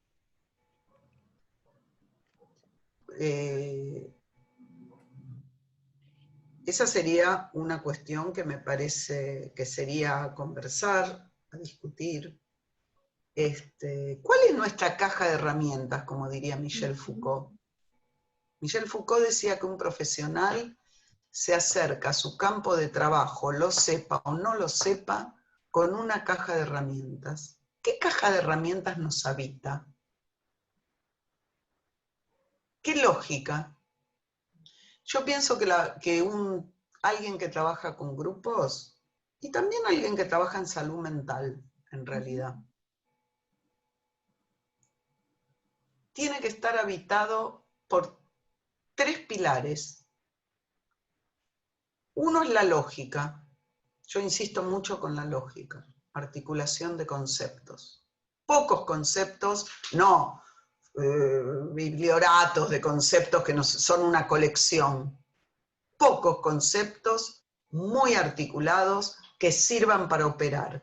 Lacan lo llama a eso lógica del llavero, a diferencia de las colecciones de conceptos que no sirven para nada, y te las puede dar hoy en día Google. Pocos, un llavero, ¿cuántas llaves tiene?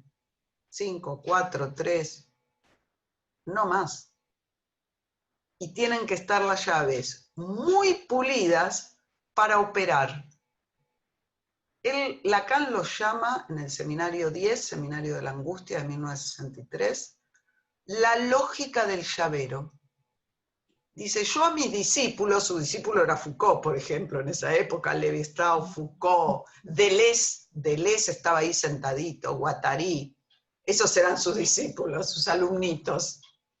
Decía, yo a mis alumnos les quiero dar un llavero, lógica del llavero, pocos conceptos, muy, muy pulidos, como una llave, si no la llave no abre, pero que sirvan para abrir puertas y operar. Eso para mí es una lógica. Más allá de lo que dice Aristóteles en la lógica aristotélica, conceptos articulados, bien. Entonces, yo decía, un coordinador, para mí, se forma con 3 pilares, columnas que lo sostienen. Uno es la lógica, otra es la ética, y otra es la poética. Ahí tenés un buen coordinador, un coordinador que trabajó estos 3 pilares. Cuando alguien está bien habitado por una lógica, que es como su columna vertebral, de conceptos que le indican hacia dónde va con lo que hace, puede trabajar con swing, moverse liviano, entregarse a la escena grupal, como dicen los directores de teatro. Hay que poder entregarse a la escena, irse dejando llevar, como Sandra bien contaste, en esa escena en la esquina cuando pasaba la familia, ante ese dolor inmenso, y ustedes con la tristeza, aplaudiendo. Es porque vos, Sandra, te entregaste a la escena, bien habitada por lo que es para vos la grupalidad, ¿verdad? Te entregaste, tuviste esa flexibilidad. Un coordinador que se entrega a la escena, bien habitado por el mástil de su lógica, es un coordinador que va a producir efectos, les aseguro, en la pantalla también. Sí. Y Muchas respecto de la gracias. ética, y la poética, digo una palabrita más. Sí, querida, sí. Respecto de la ética y la poética, yo decía una lógica, Sí. una ética. ¿Cuál es la ética? Podríamos discutirlo. Podríamos hacer reuniones enteras sobre cuál sería la ética. La ética para mí es una ética del sujeto, es una ética del deseo. En esto Fernando Ulloa coincidía absolutamente. Fernando me decía, mirá, mi desafío es producir efecto sujeto, decía Fernando Ulloa, aún en los grupos de numerosidad social, que él trabajaba en el sur del país, en Roca, con niños en situaciones terribles. Eso es una ética, no producir grupos masa, o sea, donde todos tengan que pensar lo mismo, donde todos tengan que ir para el mismo lado, no tiene que ver con mi ética, es innegociable. Yo formo coordinadores para que propicien que surja un sujeto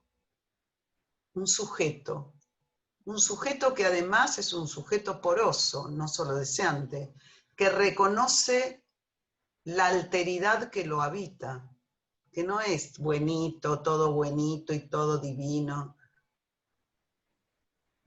Este es un gran tema, pero bueno, no me voy a referir ahora a eso, pero esos me parecen grupos que alojan.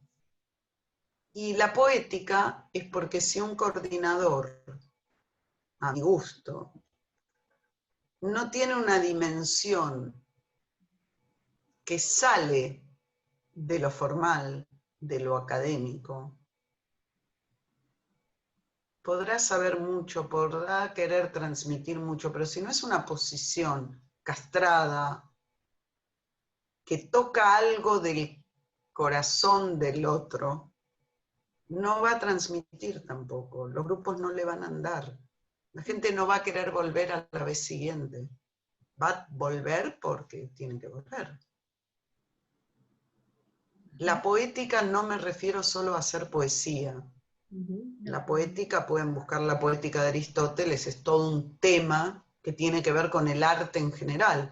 Por eso las técnicas con las que yo trabajo en los grupos para propiciar todo esto, muchas provienen del campo del arte. Porque el arte muestra y oculta, ¿no? Rompe en la pantalla la visibilidad de las cosas, donde las cosas son lo que parece que son. Las estadísticas, ¿no? Bien, eso.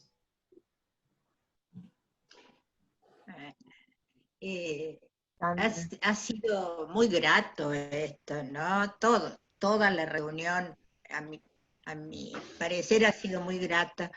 Y inicialmente yo decía, el registro perceptivo se restringe al trabajar encasillados en la visión del Zoom. Sin embargo, ustedes, Sandra y Graciela, le han adicionado la emotividad, es una opinión, que nos ha dejado cautivados a todos nosotros, y eso realmente no restringe, al contrario, amplía el registro perceptivo.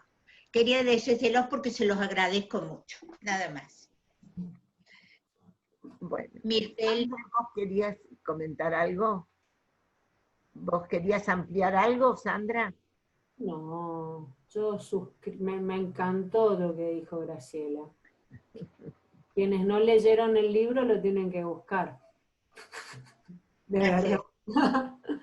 ¿Les puedo pasar un chivo?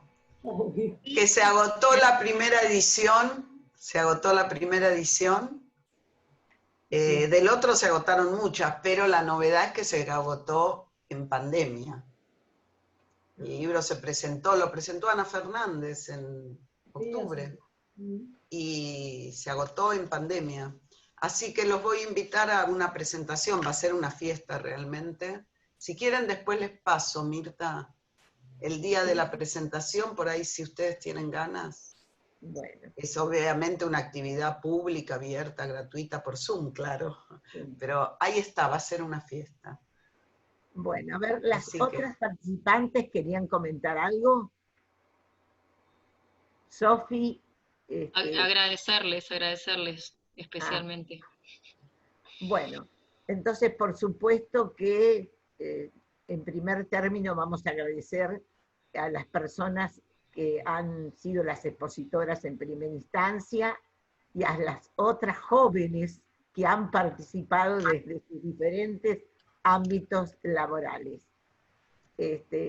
Por supuesto también en este caso a Josefina, que es la que ha actuado para la presentación y la coordinación de este encuentro, y por supuesto al que tenemos al joven colega, que es el que nos ayuda en todo esto que tiene que ver con la tecnología, con poder alojar a todos los que participan. Bueno, el tema, cuando los empezaba a escuchar a cada una de las jóvenes que han participado desde los diferentes lugares de la práctica, bueno, como siempre, cada vez que hacemos un encuentro, después aparecen motivaciones para continuar, algunos de ellos. Así que les decimos, bueno, les damos todo el agradecimiento a todos los que directamente e indirectamente han participado en este encuentro. Y bueno, le tenemos que decir que hoy es el inicio del segundo ciclo de Aidoel y tenemos 3 encuentros más. Por eso les pedimos el encuentro, el próximo encuentro va a ser el 23 de septiembre, que tiene que ver con la formación universitaria en orientación en estos contextos, los aportes desde la práctica. Y en este caso va a estar representado por diferentes profesores de diferentes universidades de Iberoamérica. Va a estar representado España, Venezuela, Costa Rica y Argentina. Después tenemos otros 2 encuentros también, 2 encuentros más, en total van a ser 4. Otro que tiene que ver con lo que significa la historia de la orientación, y como decimos, vamos a estar las históricas, en la Argentina de ayer a hoy. Así que también tenemos ese encuentro, y después tenemos uno con uno de los temas actuales en el campo laboral, que significa el trabajo en las plataformas. Así que bueno, haber representantes de la OIT, abogado laboralista, es decir, todo lo que tiene que ver con ese tema que preocupa tanto dentro de ese campo. Bueno, agradecerles a todos, a todes, los que han estado presentes también, por eso les decimos que si quieren hacer la consulta, que la dejen, que nosotros nos vamos a ocupar de poder dar respuesta y enviársela a las personas que ustedes quieren hacerle la pregunta. Bueno, yo creo que ya, bueno, volvemos a agradecer y esperarlos al próximo encuentro. Bueno, buenas noches. Gracias a vos, Mirta. Muchísimas gracias. Muchísimas gracias. Muchas gracias, Bueno, Graciela y Sandra. el espacio. Besos para todos, todes.